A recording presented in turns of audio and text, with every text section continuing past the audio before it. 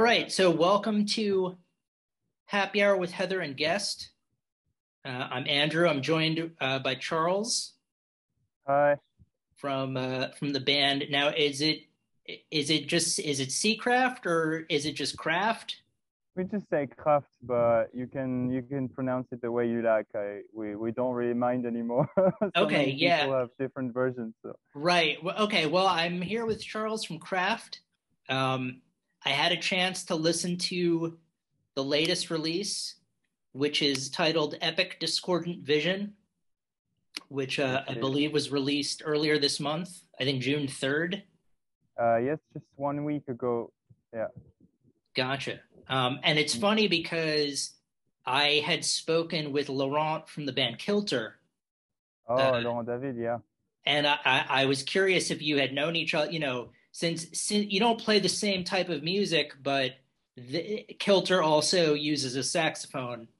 Um, so I was curious, and you apparently you do know each other because I saw on Instagram that they followed your band. So Yeah, we know each other with Laurent because he's from France as well, and despite being based in New York, he's quite often traveling back to France and playing with European musicians. Uh, And yeah, he's one of the few guys that I really like his approach with his Kelter trio of jazz metal, or the version of jazz metal that you we could propose. Mm. yeah, well, for those of you out there who are watching this, if you're not familiar with the music we're going to be discussing, I will read this. The band's atypical lineup brings face to face an aggressive power trio with a frenetic blast of tenor saxophone and an accordion augmented with electronic sensors. So, one thing that I thought going into this was, how are you going to make a tenor saxophone and an accordion fit with sort of jazz and heavy metal? Um, that was the big question I had going in, but it works really well. I think a lot of people probably won't assume that saxophone and accordion will work so well with jazz and metal, but you make it work. Yeah, I at first I was asking myself the same question, to be honest, and what I was sure of is that it's been so many years that I'm in love with both jazz and metal, and I dig both styles. And the only thing I was sure of is that I wanted to do instrumental band, no singers, no singing, no screaming. I just wanted to keep it instrumental. So that's kind of a jazz approach already. And the but metal needs screaming, it can be any type of screaming, but it needs this rage, this outburst of we're alive and we're screaming at the world. And Theo on saxophone, on the tenor saxophone, is doing exactly this. He's our screamer. He sometimes play like more melodic stuff, but most of the time he's screaming. Yeah, he's destroying his sax really. Yeah, well, it's interesting because this album it reads that it follows the blueprint of heavy, crushing metal riffs, howling solos by metal influenced jazz musicians, and ancient metal melodies coming from the Middle Ages to the Metal Ages. So you do you are able to articulate a metal sound using non-traditional a non-traditional style. Um, but it works really well. And I've often said that progressive metal is very similar to jazz in what it's trying to do. So I think all of the things separately, you might not think they go together, but the way your band puts all the elements together, it works really well. Um, Thanks a lot. Thanks a I lot, think Andrew. that jazz, certainly jazz and metal and a Gregorian influence, using an accordion and a tenor saxophone. Like you said, it will allow for the sort of sonic journey that you put the listener on. Mhm. Um, so yeah, so Epic Discordant Vision. I believe there's another album that you have released, also available on Bandcamp. This one just came out earlier this month. Um, and yeah, for fans of jazz and metal and both, and really progressive, and just good music, I would say you should definitely check out Epic Discordant Vision. Um, do you have plans to play live at any point? Are you going to be, um, do you have any gigs coming up?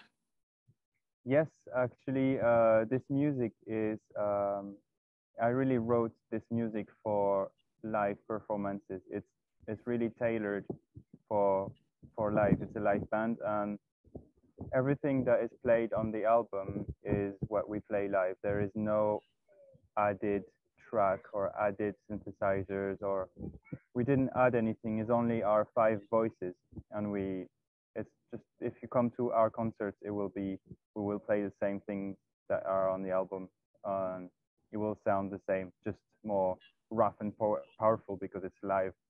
But yeah, it's a live band definitely, and we had a few concerts already in Eastern France. That we originated from Eastern France. That's the first our first kind of partnerships were there, were with local venues.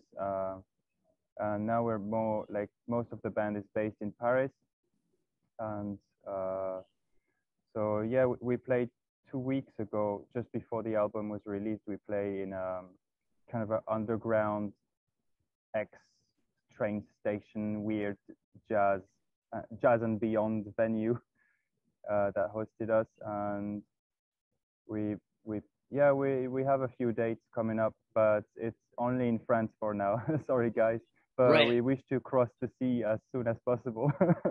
Yeah, well, and if if you ever decide to live stream any of your performances, or put them on YouTube, I'm sure that there are fans that are waiting, that you will make, that will eagerly anticipate the music overseas. But yeah, I mean, again, I want to reiterate that when you think of the tenor saxophone or the accordion, the first thought isn't necessarily that this is going to work with this type of music, but I can assure you to give it a shot out there, the listener, that this is great stuff. It takes you on a musical journey um, that's really non-traditional. But the more you think about it, like you had said, the tenor saxophone replaces what would be, screaming vocals. So it's not like you're missing any of the ingredients. It's just that you've incorporated different instruments to replace them. Yeah, So it's I mean, certainly unique. I have yet to hear the exact combination that you guys bring to the table, but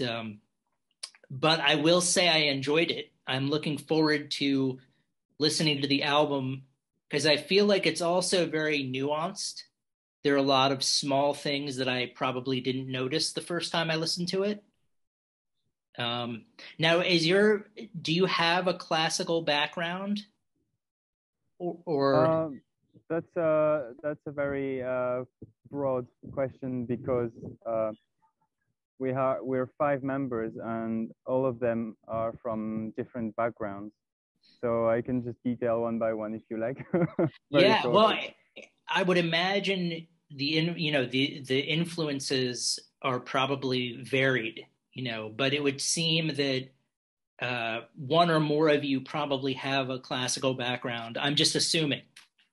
Yeah, I'm band leading this project, and I'm writing all the music. So we can call this a classical background guy if the guy writes everything on paper, and then and I'm writing like on actual music notation. I'm not doing those tabs things or little drawings. I'm doing the actual music notations, and all the guys in the band can read it. So I guess in this if we consider this, we can say that indeed everyone has a so-called classical background, but the only one with a true classical background is the guitarist Antoine. His main job, his day job per se, is he plays French horns in one of the French National Orchestra of classical music, and the others are more a bit like me, like did a few years of classical younger, and then turned to jazz and study all kinds of amplified music. And the drummer went to US actually to study. He went to Berkeley and has a jazz background, but always been more interested in rock and progressive music. And yeah, I'd say that the background is more towards the jazz side for the tenor saxophone and me. We met in Paris Conservatoire when we were studying the jazz curriculum there, and we did also this youth national jazz orchestra together. So I would say the background is more towards the jazz side than the classical, but it's very mixed actually. We're five very weird guys with very heterogeneous influences actually. Gotcha. It reminds me, I remember once I saw an interview with Billy Joel, and he talked about wanting to play, he was drawn towards rock and roll music. He wanted to do more rock. So it's interesting just to note that most of your backgrounds are sort of on the jazz side of it, but you're drawn to, harder metal music that you want to sort of explore, using your background. And I don't know what the exact combination is in the secret sauce, but whatever it is, it works really well. I So think it's the love, man. It's the love of metal and the love of jazz, and we respect both these styles so much that we worked our ass out to make it sound the way we want to hear it, and it's just the love and the consideration for all the music that is out there and is already great, and we just want to produce something that we are proud of. And well, you yeah, should. I mean, you managed to do that. So thanks a lot. it is a really cool and unique sound that you managed to capture that does combine metal, jazz, progressive, classical types of things. So I'm really excited to see where you go. This sort of opened, your band and Kilter both sort of opened my eyes to what's possible. I never would have expected to enjoy saxophone in this type of music, but I really do. So I'm looking forward to sort of keeping track, seeing what new music you create. Definitely including Epic Discordant Vision in my playlist. So yeah, and hopefully you'll be able to make it overseas one of these days, and I can come to a show. But in the meantime, So. keep writing great jams, and good luck with everything. And yeah, and for those of you out there, check out Epic Discordant Vision. You can get it on Bandcamp. There are I'm sure it's streaming on other platforms as well. If people want to find you, do you have a website?